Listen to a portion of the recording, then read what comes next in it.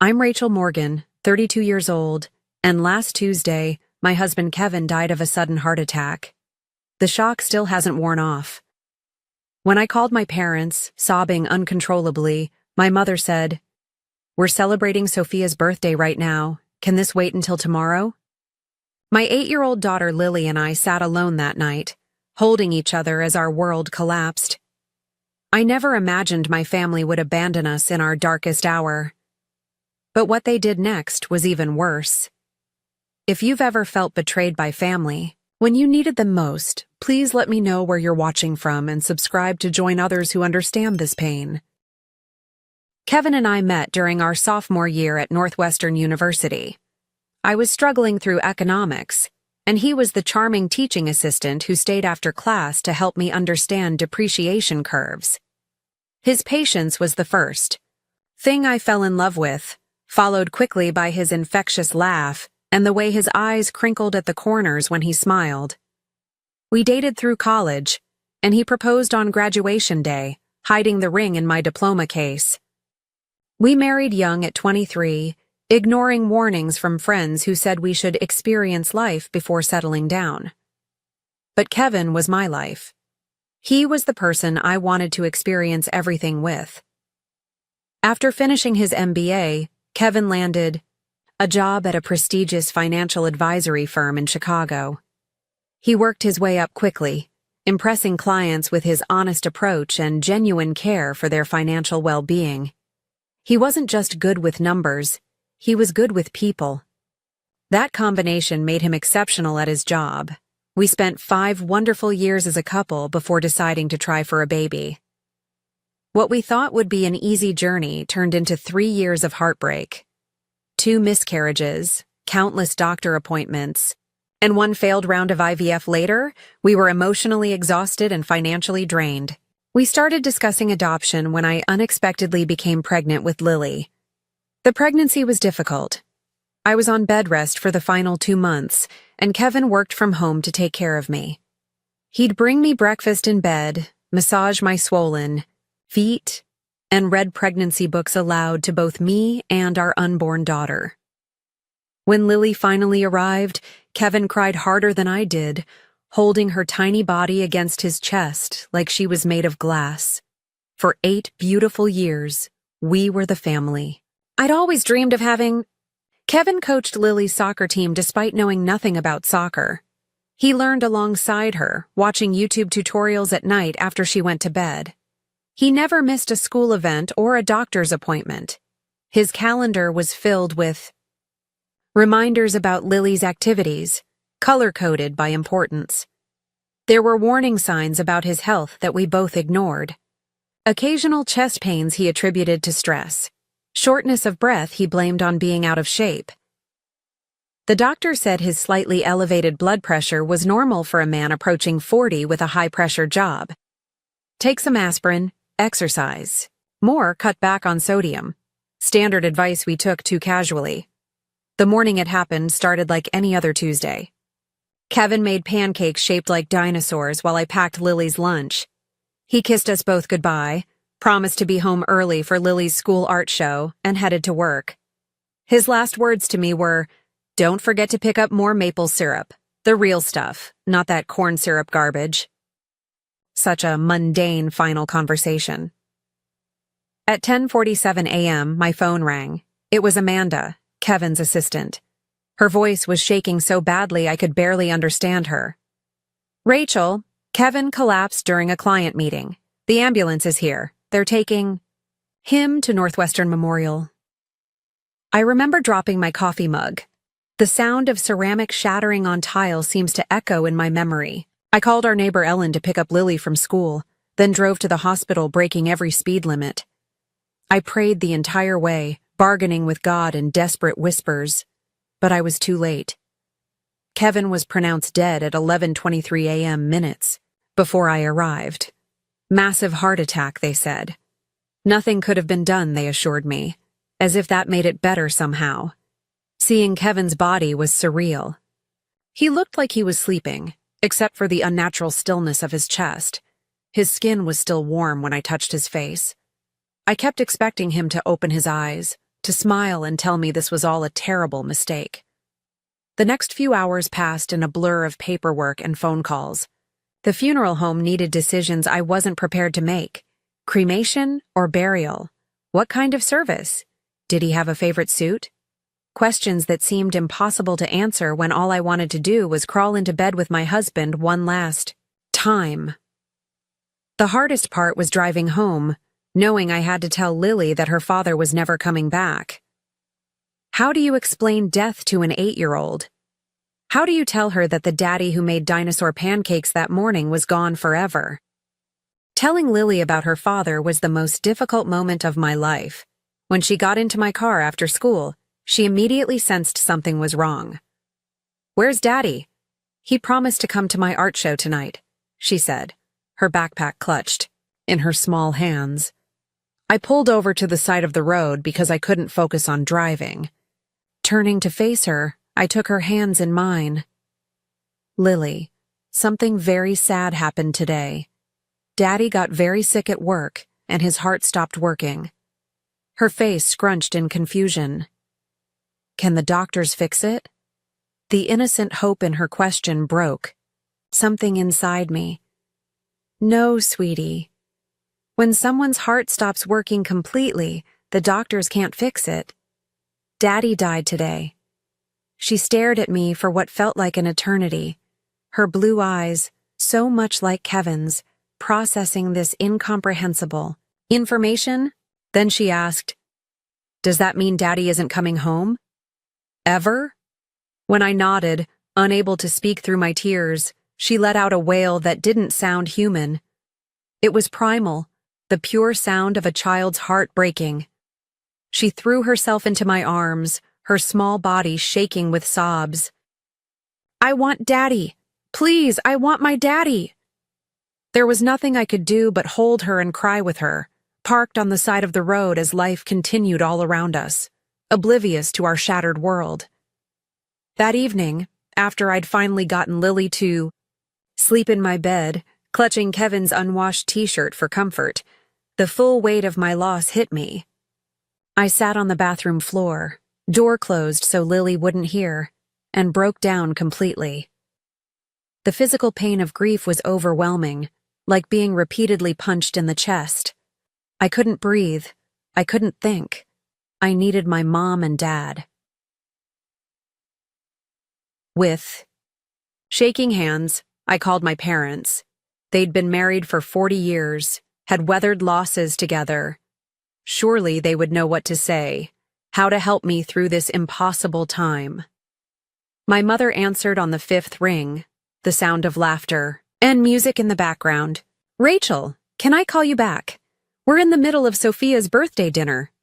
"Mom," I choked out, barely able to form words through my sobs. "Kevin died this morning. He had a heart attack at work. He's gone." There was a pause, and I heard her cover the phone and say something to someone else. When she returned, her voice was slightly more somber, but still distracted. "Oh my goodness, that's terrible. Are you sure? Maybe there's been a mistake?" "I saw his body, Mom. There's no mistake." The fact that I had to convince my own mother that my husband was actually dead felt like another trauma on top of everything. "Else? Well, this is quite a shock. But sweetie, we're in the middle of Sophia's 40th birthday celebration. Everyone's here. We've got the caterers. Can you manage tonight? And we'll come by tomorrow when things settle down?" I couldn't believe what I was hearing. My sister's birthday party took precedence over her son-in-law's death, over her daughter and granddaughter's acute grief. My father got on the phone then. "Rachel, this is awful news. Was Kevin's life insurance policy up to date? You should call the company first thing tomorrow. Not, I'm coming right over. Not, what can we do to help? But a question about life insurance while my husband's body was barely cold. I can't believe this is your response," I said, my voice hollow. "My husband just died. Lily lost her father. And you're at a party?" "Now, Rachel," my father said in that condescending tone he'd used throughout my childhood. "Sophia has been planning this milestone birthday for months. Everyone took time off work to be here. We can't just walk out. Be reasonable. Reasonable? As if grief followed any rules of reason. Forget I called, I said, and hung up. Within minutes, my phone was flooded with text messages from friends who had somehow heard the news. Kevin's college roommate Brian, my colleague Jennifer, even my old high school friend Taylor, who I hadn't spoken to in years, all offering condolences, asking what they could do to help. Strangers showed more compassion than my own family. My neighbor Ellen came over with a casserole and sat with me at the kitchen table as I tried to make a list of people to notify. She offered to stay the night, but I declined. I needed to be alone with Lily, to start figuring out how we would navigate this new, terrifying reality without Kevin. That first night was endless. Lily had nightmares and kept waking up calling for her daddy. I lay beside her, stroking her hair and telling her stories about Kevin, about how much he loved her, about how brave he thought she was. Eventually, she fell into an exhausted sleep, but I remained awake, staring at the ceiling, the absence of Kevin's warmth beside me an unbearable void. Morning came, and with it the crushing realization that this wasn't a nightmare I could wake from. This was our life now, a life without Kevin. A life where my own parents couldn't be bothered to show up when I needed them most. Kevin's funeral was scheduled for Saturday, 4 days after his death. Those days passed in a fog of arrangements, paperwork, and trying to comfort Lily while barely holding myself together.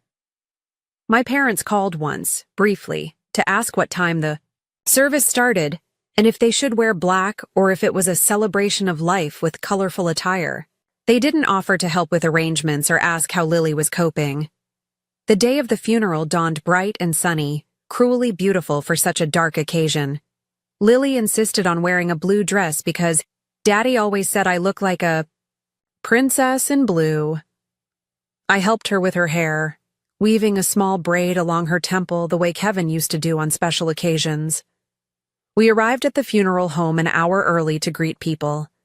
Kevin's colleagues from the financial firm came. First, somber in their dark suits, many of them openly crying. They had lost not just a coworker but a friend.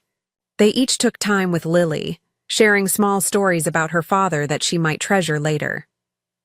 My parents and Sophia were supposed to arrive early too, but they texted 20 minutes before the service was scheduled to begin, saying they were running late due to traffic. They finally walked in as people were being seated, making a small commotion as they found places in the front row that I had reserved for family. My mother hugged me briefly, her perfume overwhelming. The traffic was terrible, and Sophia had a hard time finding something appropriate to wear on such short notice. Short notice. As if Kevin's death were an inconvenient dinner party. Throughout the service, I was acutely aware of Sophia checking her phone, my father glancing at his watch, my mother dabbing at dry eyes for show. Meanwhile, Kevin's colleagues and our friends were genuinely distraught, their grief palpable and real. In contrast to my family's detachment, Kevin's brother Marcus showed true devastation. He had flown in from Japan, where he taught English, arriving just hours before the service. He looked exhausted and hollow-eyed, having clearly not slept on the 30-hour journey. He sat next to Lily, holding her hand throughout the service, their identical blue eyes filled with tears. When it came time for the eulogy, I wasn't sure I could do it. My legs felt like lead as I approached the podium, but then I looked at Lily, sitting there so brave and small in her blue dress, and found the strength somewhere. I spoke about Kevin's kindness, his integrity, his boundless love for his daughter. I spoke about his terrible jokes that made us groan and laugh at the same time. About his irrational hatred of cilantro and his passionate defense of proper maple syrup. About the way he always put family first. The bitter irony of those last words wasn't lost on me as I glanced at my parents, who were already gathering their things as I concluded, clearly eager to leave. during the reception at our house. Afterward, I overheard my father talking to my Uncle James near the drinks table. Kevin was doing very well at that firm, partner track. The life insurance alone must be substantial, not to mention the investments. Rachel will be set for life. It took everything in me not to confront him then and there, to demand how he could be thinking about money on the day we buried my husband. But I was too emotionally exhausted, too focused on making sure Lily was okay, to start a scene. My mother and Sophia barely helped with the reception, leaving most of the work to Kevin's colleagues' wives and my friends. They sat in the living room accepting condolences as if they were the primary mourners, while I moved through my own home like a ghost, mechanically thanking people for coming, accepting casseroles I would never eat. Meanwhile, Kevin's parents, though devastated by the loss of their only son, were models of genuine support. His mother Diana took over caring for Lily during the reception, making sure she ate and protecting her from well-meaning but overwhelming guests. His father Robert quietly organized the cleanup afterward, staying until the last guest had left. The contrast between Kevin's family and my own was stark and painful. As I watched my in-laws support each other in their grief while also finding strength to support me and Lily, I felt the absence of that same love from my own parents, like a physical wound. Kevin's will had been mentioned briefly during a conversation with the funeral director, but I couldn't bear to think about legal matters yet. Thomas, Kevin's friend from law school who had handled our estate planning, gently suggested we wait a week or two before discussing the details. "There's no rush," he assured me. "Everything is in order, and you and Lily are well provided for." Kevin made sure of that. As the house finally emptied of guests, my parents and Sophia made quick excuses about getting on the road before dark. They left with perfunctory hugs and promises to call soon. They didn't offer to stay and help clean up, didn't ask if Lily and I wanted company, didn't acknowledge that this would be our first night after officially saying goodbye to Kevin. Instead, Marcus and Kevin's parents stayed. Diana made up the guest room for Kevin's parents and the sofa for Marcus. "We'll be right here if you need anything during the night," Diana said, hugging me tightly. "You're not alone, Rachel. Remember that." But as I lay in bed that night, listening to Lily's soft breathing beside me, I couldn't help feeling that in one crucial way, I was very much alone. The people who should have been my first line of support, my bedrock in time of crisis, had proven themselves unworthy of that role. 2 weeks after the funeral, I was sitting at the kitchen table trying to make sense of our health insurance situation when the doorbell rang. Lily was at school, her first week back since losing her father. The teachers were keeping a close eye on her and sending me regular updates, for which I was grateful. Through the peephole, I saw my parents standing on the porch, my father straightening his golf shirt, my mother checking her reflection in her compact mirror. I hadn't spoken to them since the funeral.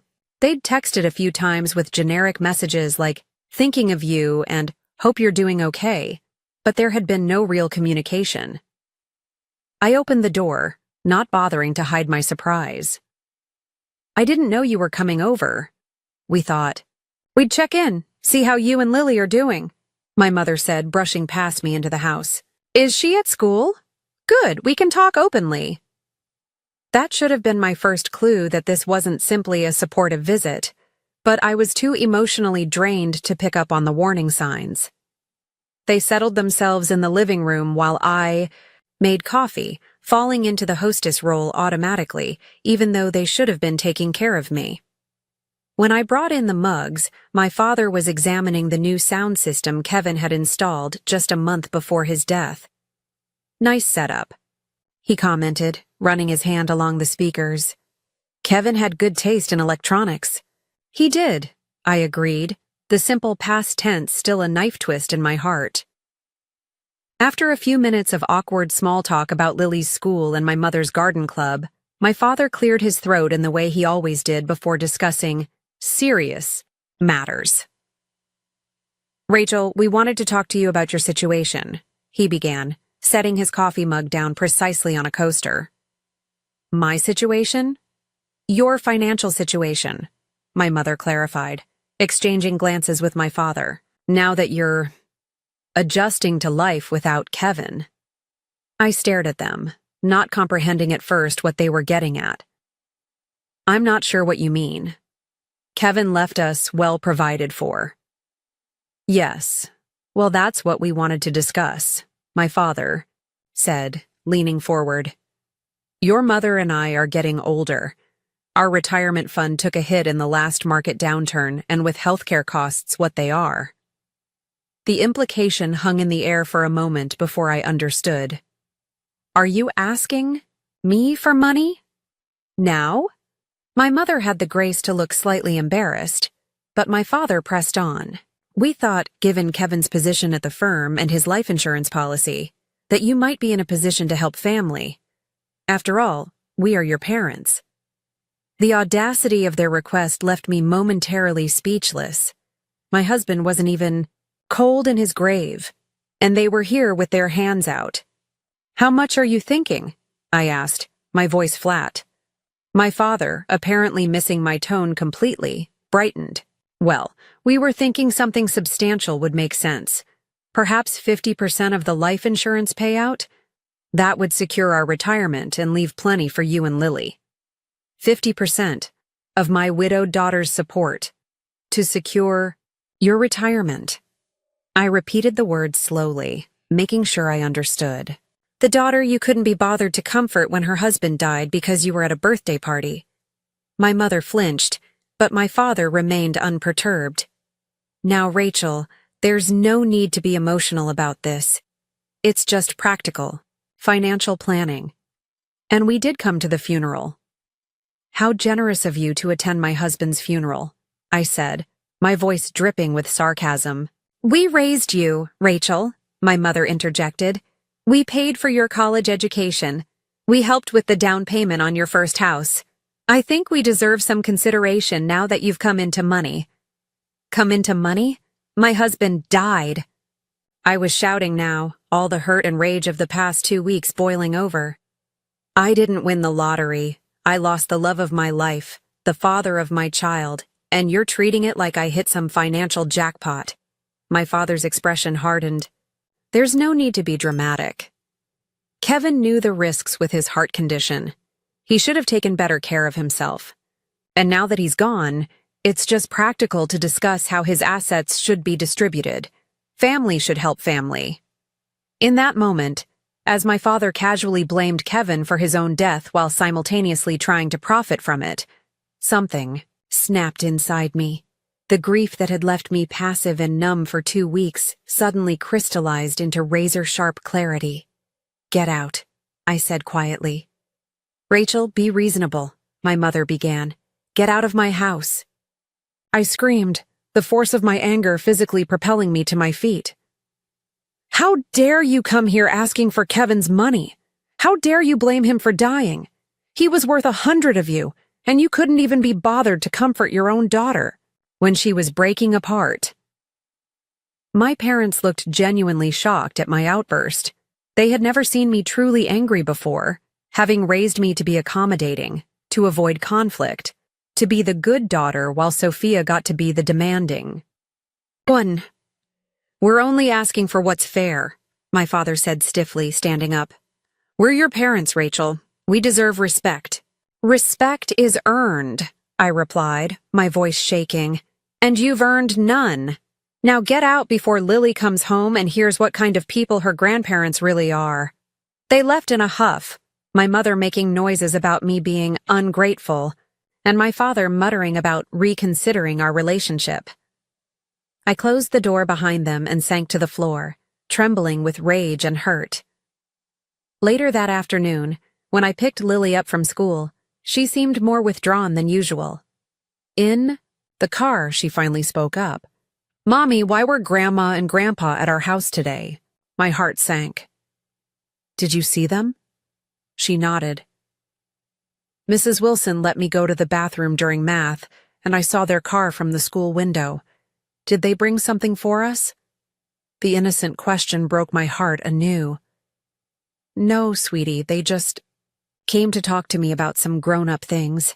Did they ask about Daddy's money? She asked, surprising me with her perception.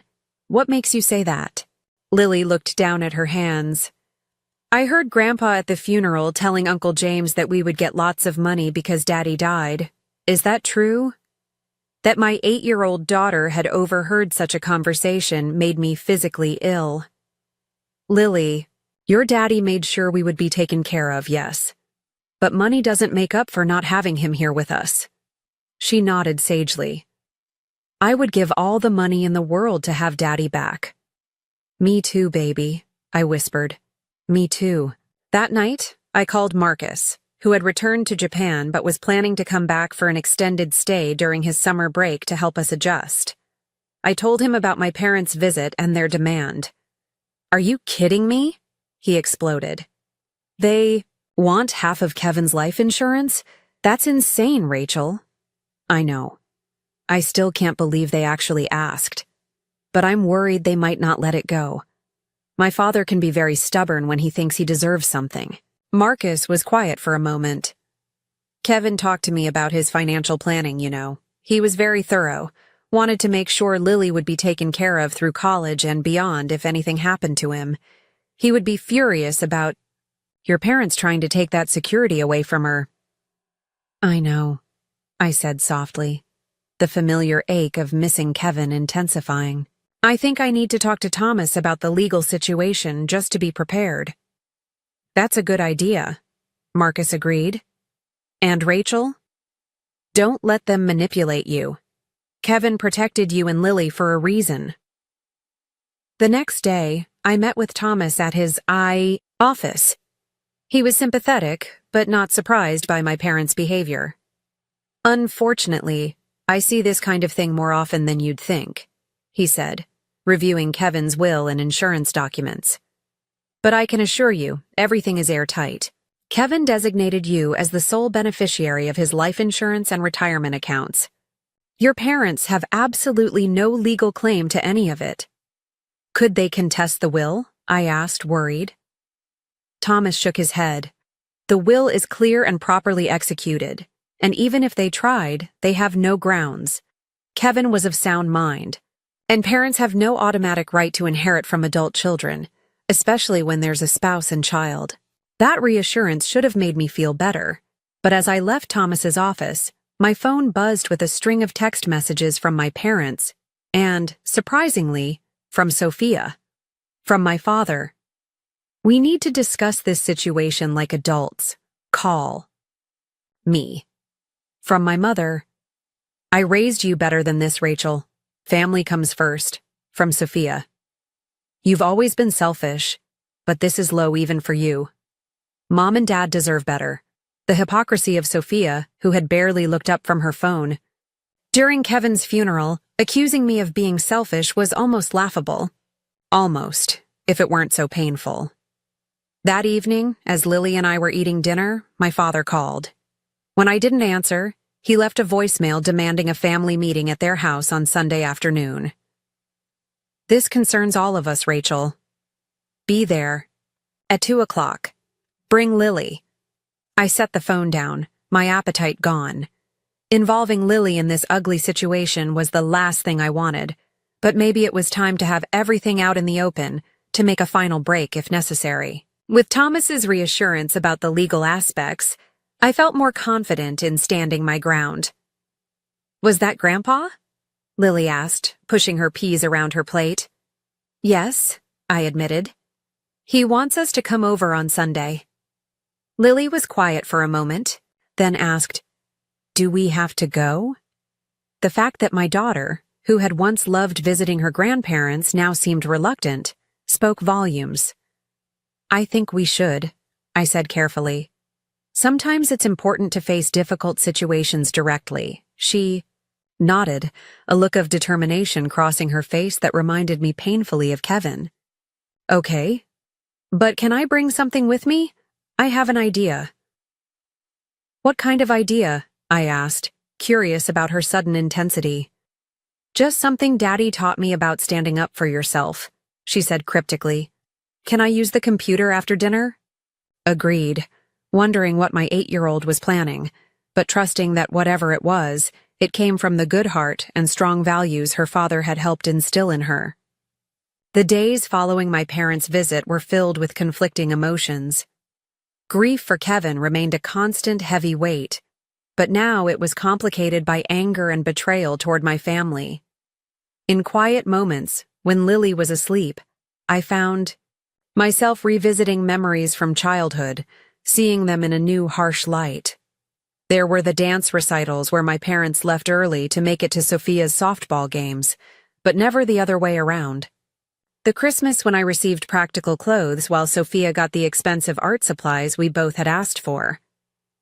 The way my academic achievements were expected, while Sophia's C grades were celebrated as trying her best.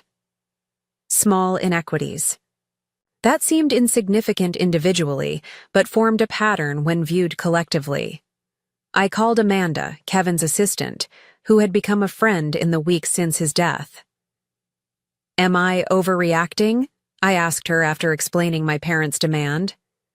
"Is it normal to feel this angry, or is it just grief making everything worse?" "Rachel," she said firmly, "if my parents had done that to me, they'd be dead to me. What they did is beyond inappropriate. It's cruel." Her validation helped, as did a long conversation with Marcus that evening. He was planning to take a leave of absence from his teaching position to come stay with us for a few months, a kindness that brought me to tears. "Kevin made me promise," he explained. "Years ago, when you were pregnant with Lily, he made me swear that if anything ever happened to him, I would be there for you both. I intend to keep that promise." The contrast between Marcus's loyalty to his brother's wishes and my own parents' behavior couldn't have been starker. Meanwhile, Lily had been unusually focused on some project she was working on in her room, hunched over her desk with colored pencils and paper.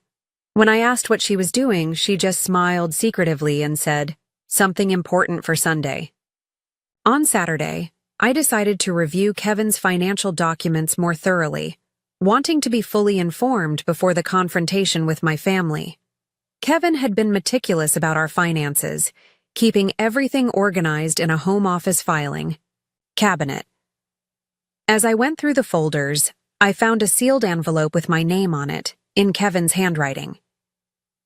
With trembling hands, I opened it to find a letter dated just 3 months earlier, around the time of his last physical. "My dearest Rachel," it began. "If you're reading this, it means the doctor's concerns about my heart were more serious than I let on. I didn't want to worry you, but I've updated our will and insurance policies just in case. Everything goes to you, with provisions for Lily's education and future. Use it well, live fully, and know that my greatest joy was being your husband and Lily's father." I broke down sobbing, both devastated that he had kept his health concerns from me and deeply moved by his foresight and care. Kevin had known there was a risk and had prepared for it while trying to spare me the worry. It was so typically him, both frustrating and loving in equal measure. The letter continued with specific instructions about the insurance policies and investments, but also included a paragraph that caught my attention. "I've set up a separate trust for Lily that can't be accessed until she's 25, except for education expenses. This is important, Rachel. Your father has approached me twice about investment opportunities that were thinly veiled requests for money. I declined politely, but he seemed to think my death would create an opportunity for him to access funds through you. Don't let that happen. Your parents have made poor financial choices for years, and while I sympathize, Lily's future cannot be compromised to bail them out." The revelation that my father had already tried to get money from Kevin while he was alive added another layer of betrayal.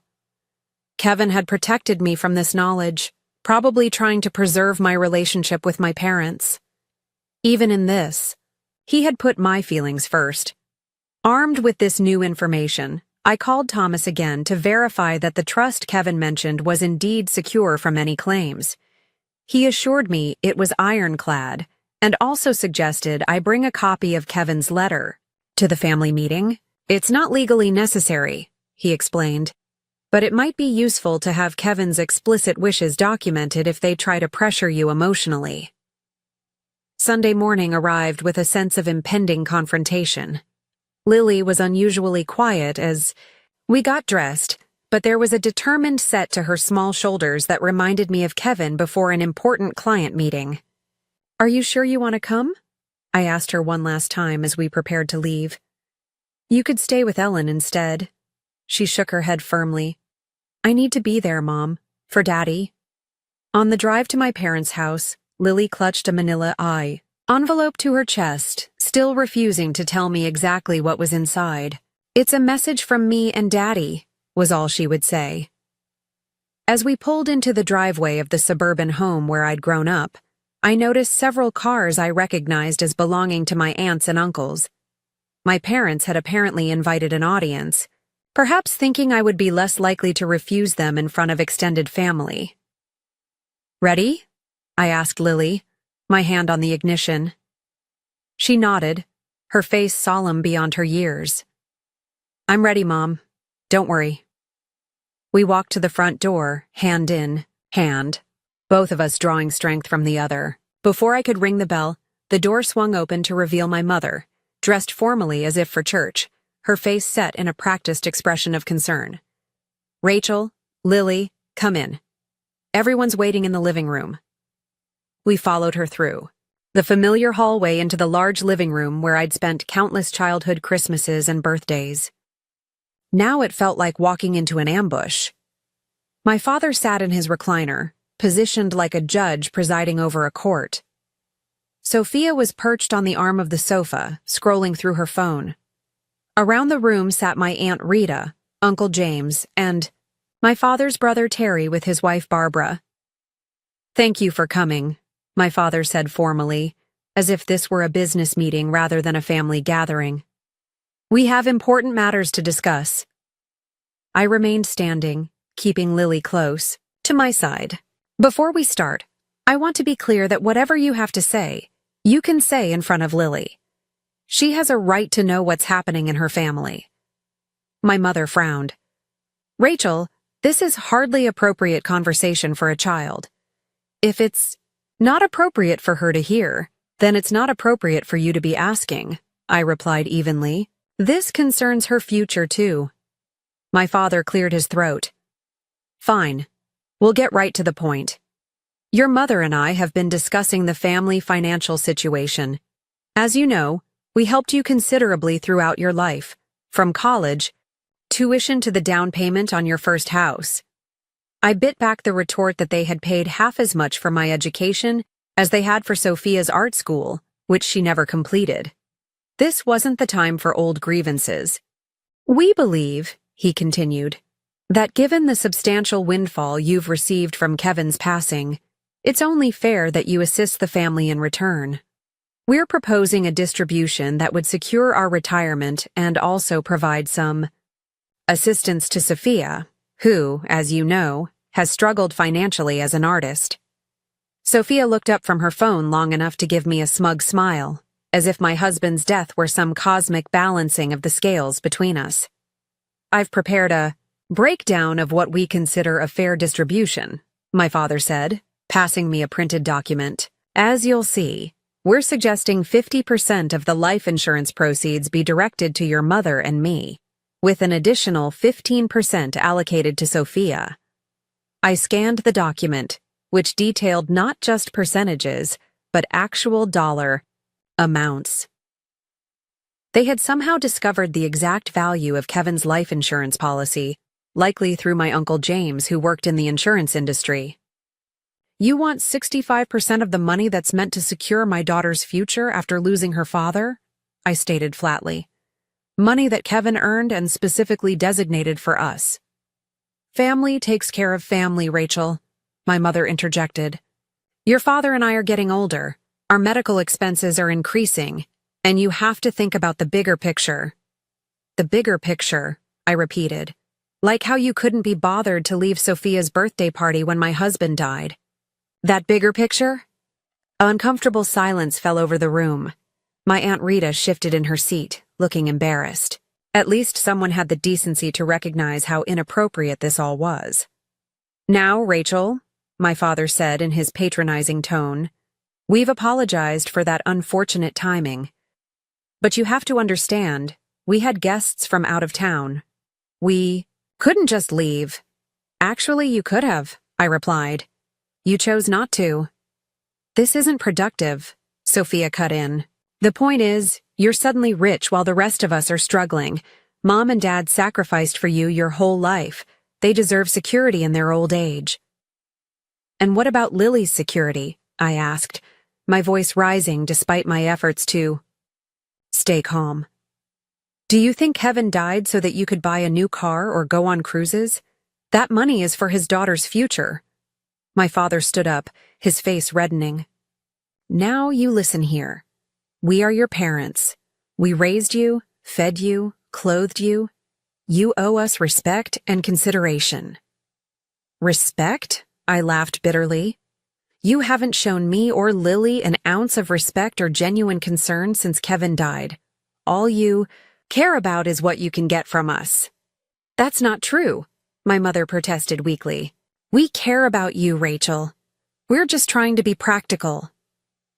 "Practical would be asking how your granddaughter is coping with losing her father. Practical would be offering to help with meals or housework or emotional support. Not this vulture behavior." The room fell silent again. My Uncle Terry looked uncomfortably at the floor while his wife Barbara glared at my father, clearly as appalled as I was. Into this tense silence, Lily suddenly stepped forward, still clutching her envelope.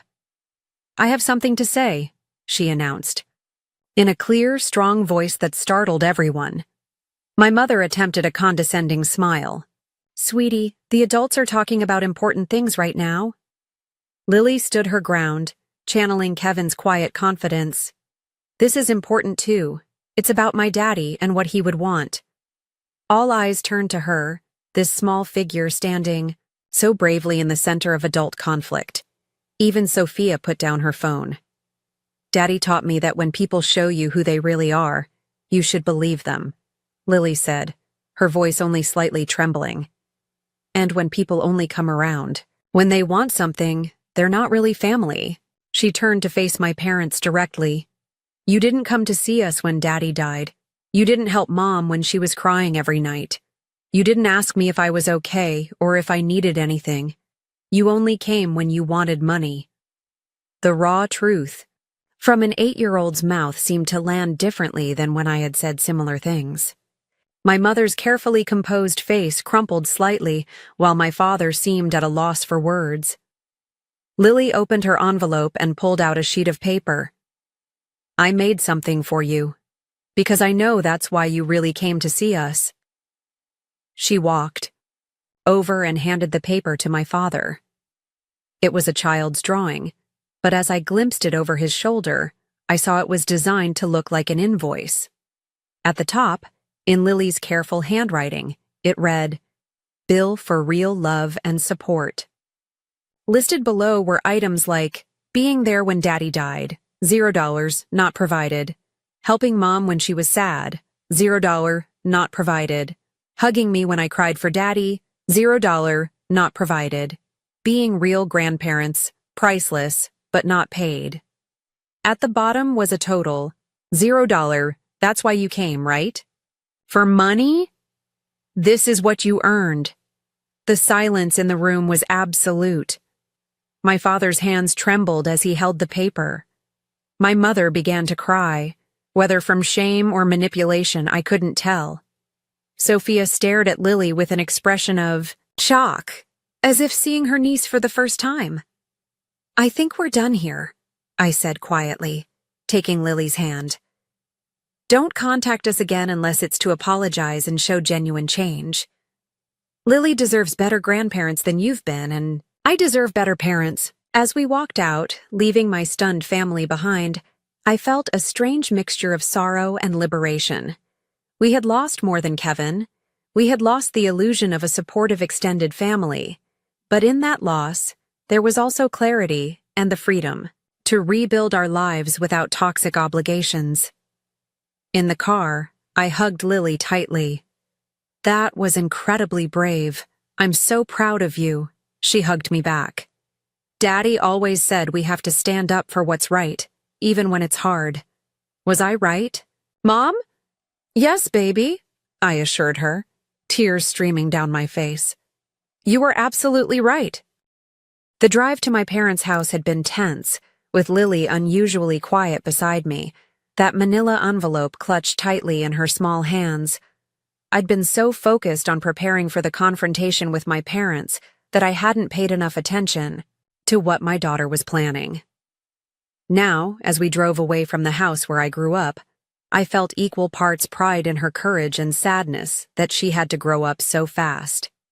Lily, how did you come up with that idea for the bill? I asked as we drove home. She gazed out the window for a moment before answering.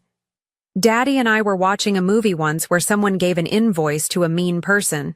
Daddy said sometimes people need to see on paper what they're really worth. Her voice cracked slightly. I think Grandpa and Grandma needed to see that they haven't been worth much to us lately. The wisdom in her words, echoing Kevin's values, brought fresh tears to my eyes. Your daddy would be so proud of you today, I told her, reaching over to squeeze her hand. So am I.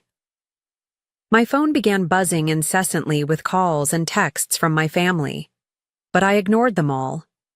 This wasn't a negotiation. It was a boundary being firmly established.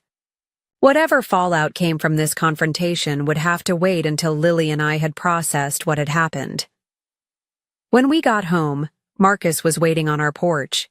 He had flown in early from Japan, wanting to surprise us, and Ellen had given him the spare key to wait inside. Seeing him, so much like Kevin in his gestures and smile, was both painful and comforting. How did it go? He asked, embracing us both. Aunt Lily was amazing, Lily declared before I could answer. She stood up to Grandpa and made him see that he was being mean about Daddy's money. Marcus raised an eyebrow at me. Aunt Lily? I smiled. Despite everything. Apparently I've been promoted from Mom to Aunt Lily for bravery points. Over dinner, we told Marcus everything that had happened at my parents' house. His expression darkened when I described my father's distribution plan, but he broke into a proud smile when Lily explained her invoice idea. That's pure Kevin right. There, he said, ruffling Lily's hair. Creative problem solving with just the right amount of well-deserved guilt trip. That night, after Lily went to bed, Marcus and I sat in the kitchen drinking tea and talking about next steps. They'll try. Again, he warned me. People like your parents don't give up easily when money is involved. I nodded, thinking of my father's stubborn persistence throughout my childhood. I know, but I'm not going to give in. Not just because it's wrong, but because it would betray Kevin's explicit wishes. Have you thought about what this means for your relationship with them going forward? Marcus asked gently. It was a question I'd been avoiding since the confrontation. I don't know, I admitted. Part of me wants to cut them off completely. They've shown their true colors so clearly. But another part of me wonders if that's fair to Lily. They're her only grandparents on my side. Are bad grandparents better? Then no grandparents? Marcus countered. Kevin's parents adore Lily, and they actually show up for her. Quality over quantity, right? He had a point. Diana and Robert had called Lily every other day since Kevin's death, sent care packages, and we're planning an extended visit. They were grieving too, but they put their granddaughter's needs first. The next morning, my phone showed 8 missed calls from my mother, 3 from my father, and 1 from Sophia. There were also numerous text messages ranging from angry accusations to tearful apologies that felt more like manipulation than genuine remorse. I decided to respond to just one message from my mother. We need to talk about what happened. My reply was simple. There's nothing to talk about until you can acknowledge the harm you've caused and show real change. Lily and I need time and space. Then I blocked their numbers, a temporary measure to give us breathing room. I also emailed Thomas to inform him of what had transpired and ask him to be on alert for any legal maneuvers my parents might attempt, though he had assured me they had no grounds for any claims. Over the next few days, my parents tried various approaches to re-establish contact. They sent flowers with apology cards that spoke vaguely of family misunderstandings. They attempted to reach me through mutual friends. My father even showed up at my workplace, only to be turned away by security when I refused to see him. Surprisingly, it was my Aunt Barbara, Uncle Terry's wife, who provided an unexpected source of support. She called from her personal phone, which I hadn't blocked, asking if we could meet for coffee. Wary but curious, I agreed. I want you to know that not everyone in the family supports what Brad and Carol did, she told me when we met, referring to my parents. Terry and I were horrified. We only went to that meeting because they told us it was about planning a memorial scholarship in Kevin's name. Her honesty was refreshing, and it helped to know that not all of my extended family were complicit in my parents' scheme. They've always favored Sophia, Barbara continued, confirming what I'd felt but doubted for years. We've all seen it, but no one wanted to interfere. Maybe we should have. A week after the confrontation, a formal letter arrived from my father, written on his business stationery as if to lend weight to his words. It stated that unless I was willing to come to a reasonable financial arrangement with them, they would be forced to reconsider our relationship with you and Lily entirely. It was meant to be threatening, I suppose, this idea that they would cut us off. Instead, it felt like permission to move forward without the burden of toxic relationships. I filed the letter with Thomas in case it was ever needed as evidence of their intentions. 2 weeks after our confrontation, my mother tried a new tactic, showing up at Lily's school at pickup time. Fortunately, I had already informed the school about the situation, and they called me immediately. By the time I arrived, the principal had politely but firmly asked my mother to leave, reminding her that only authorized individuals could interact with students.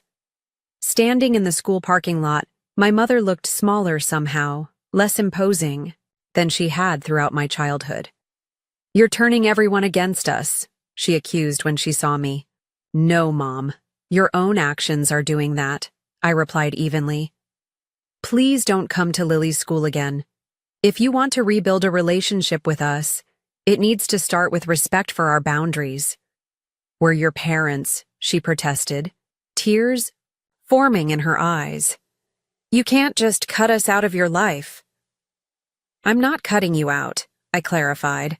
"I'm asking you to step back and reconsider how you want to be part of our lives.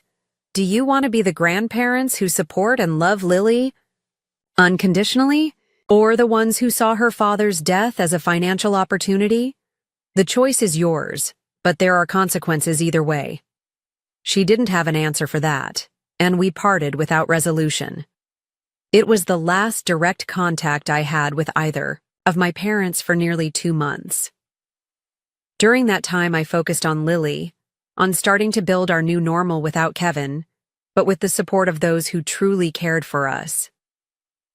Marcus stayed with us for 3 months, his presence a daily reminder of Kevin in the best possible way. He taught Lily to play chess, something Kevin had planned to do. He helped me sort through Kevin's belongings when I was finally ready, sharing stories and memories that made the painful task bearable. Kevin's parents visited for extended periods, filling our home with warmth and genuine love.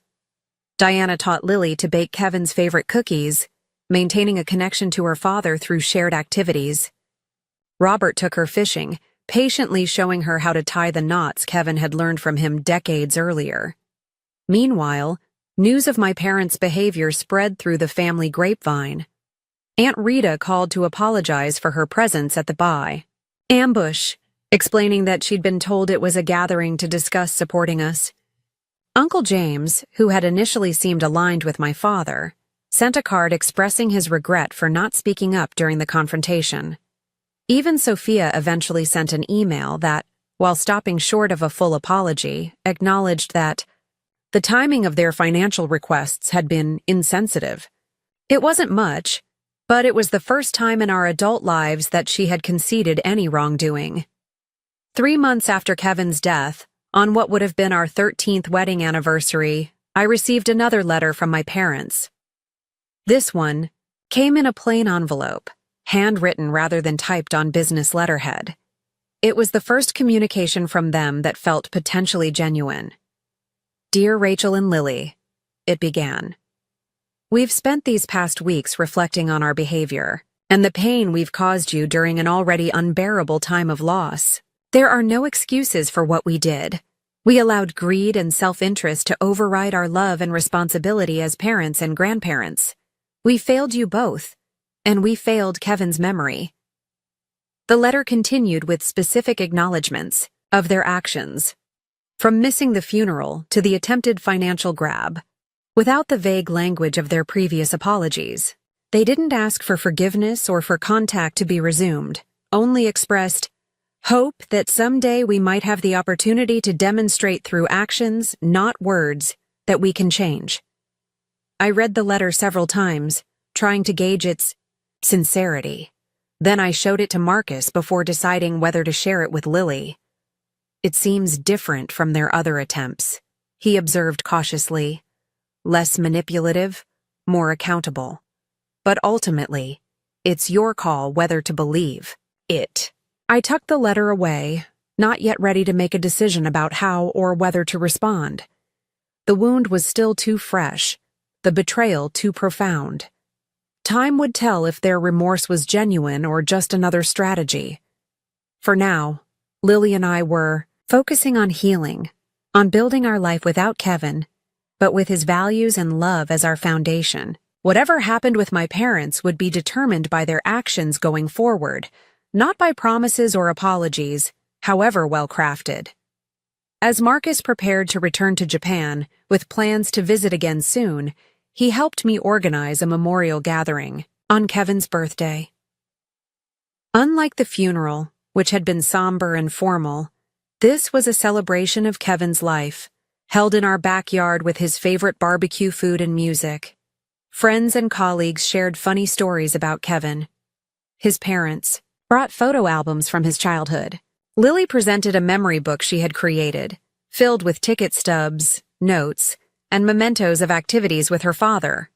Notably absent were my parents and Sophia, who had not been invited. It was a boundary I needed to maintain for now, creating a safe space for grief and remembrance without the tension their presence would bring. As the gathering wound down and guests began to leave, Lily tugged at my sleeve. "Mom, can we invite Grandma and Grandpa next time?" she asked quietly. "Which grandparents, sweetie?" I asked, though I knew who she meant. "Mom's parents," she clarified. "The ones who asked for money. I think Daddy would want us to give them another chance if they're really sorry."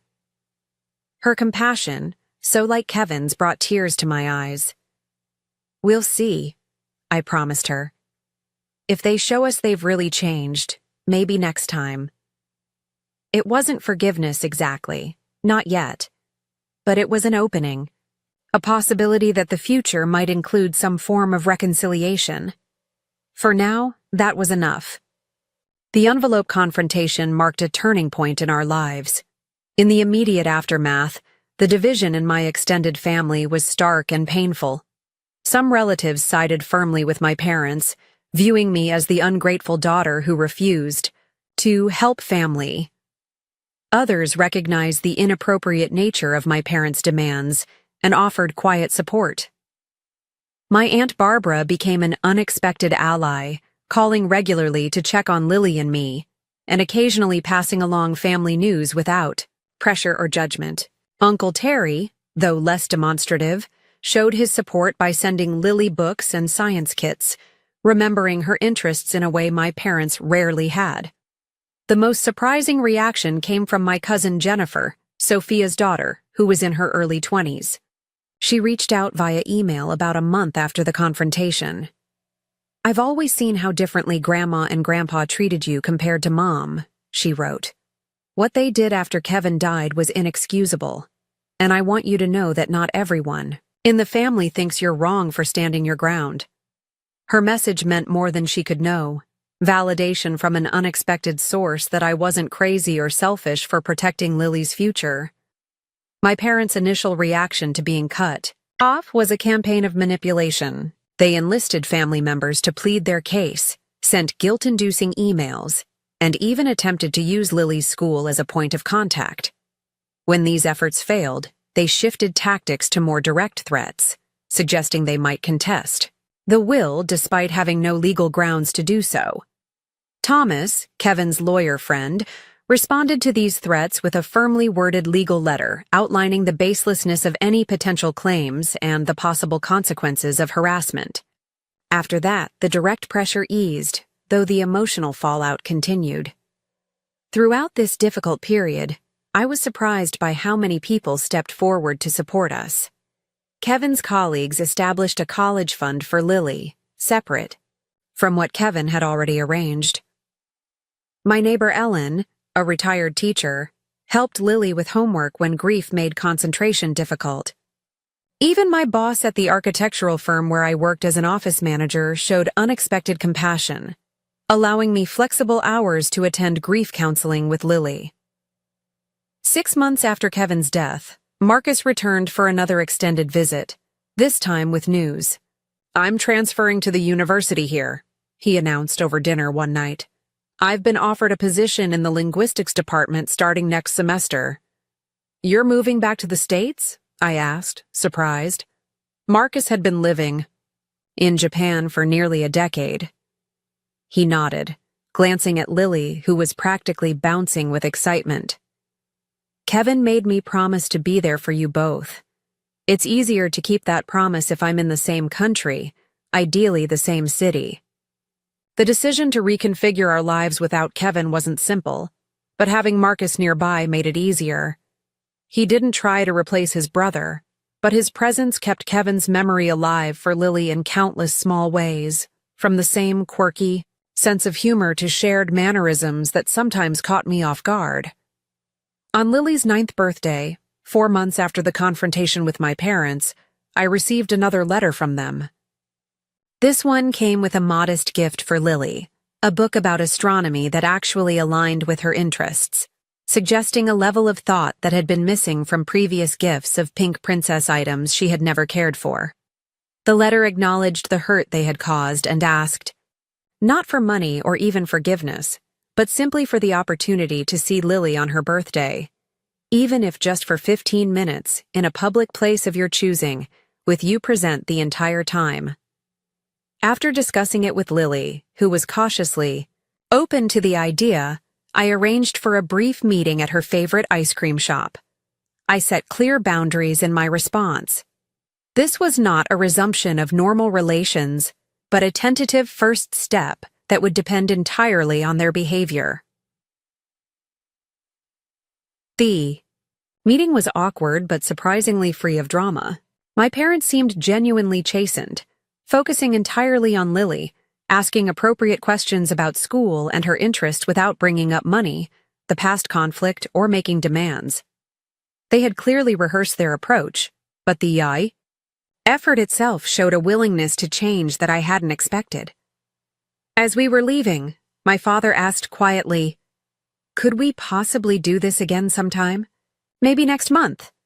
It was the lack of entitlement in his request, the understanding that access to his granddaughter was a privilege to be earned rather than a right to be demanded. That made me consider it. "We'll see," I replied. "I'll let you know." That tentative beginning led to carefully structured, occasional visits over the next few months. My parents remained on probation, so to speak, but they consistently respected the boundaries I established.